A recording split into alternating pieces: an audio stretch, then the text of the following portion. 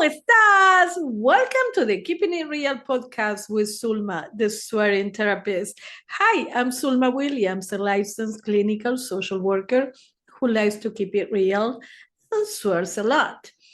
Today, I'd like to share with you something that I've been reflecting on the entire week.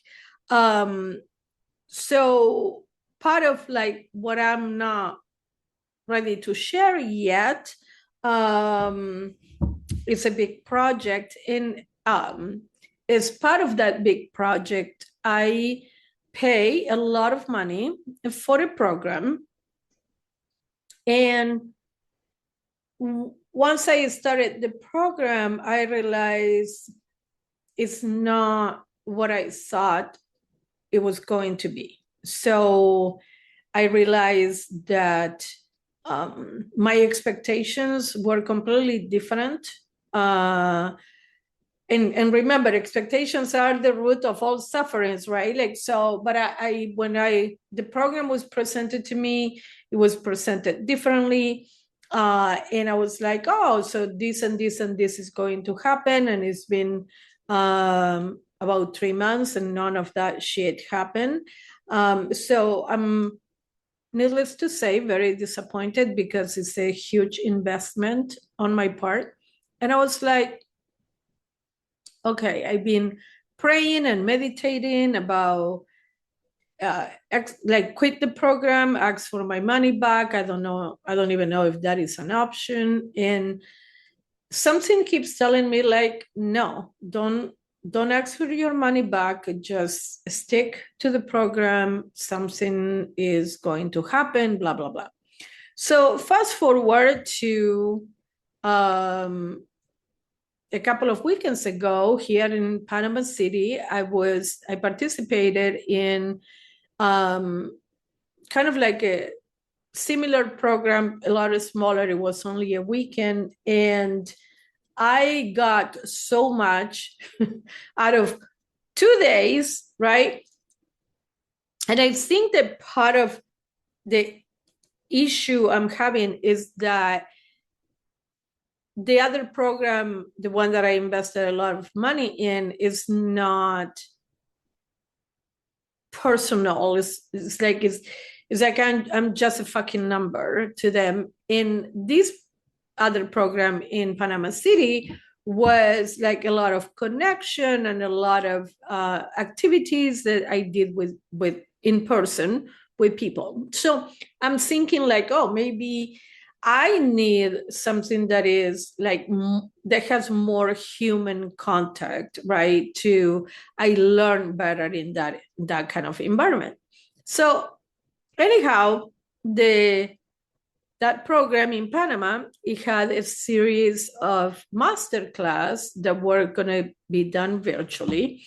And the facilitator reached out to me. He has a program that is a year long, and he invited me to participate in that program. And I was like, no, I'm in this other program, and I don't think that I will have the time or the energy to fully participate in your year-long program and blah, blah, blah. So he was offering a lot of different options and telling me like, this is going to be great. Like, I really want you to participate, blah, blah, blah. So I said, okay, let's do this. Let me pray about it, and I'll give me until tomorrow and I'll give you an answer. So I started praying about it.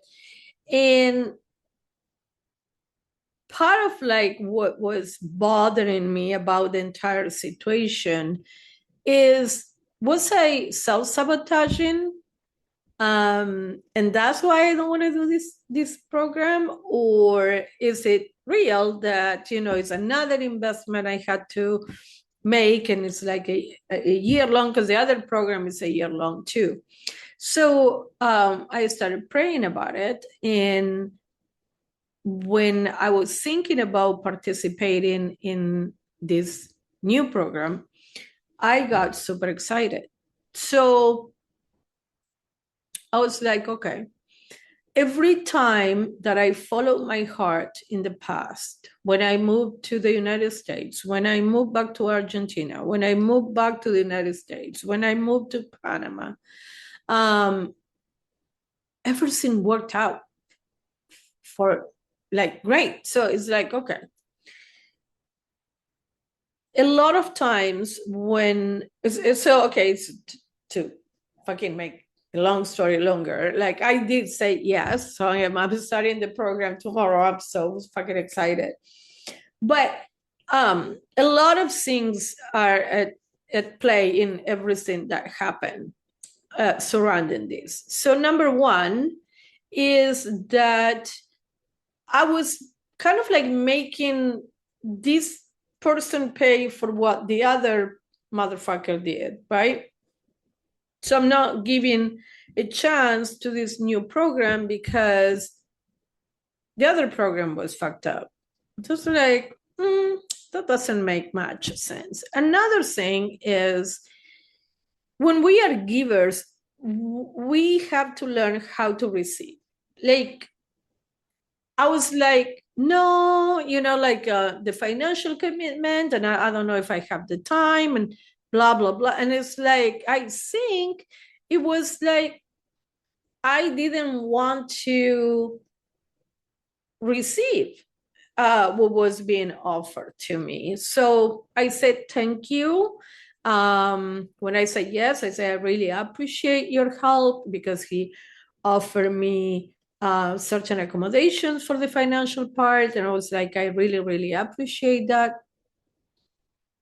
And then the self-sabotaging part, right? Like, so it's like, a lot of times when we try something and it doesn't work out as planned, and then we're like, oh, well, this shit is not for me anyway. And it's like, if God puts something, God, the universe, the higher power, whatever the fuck you believe in, I do believe in God, so that's why I keep saying God.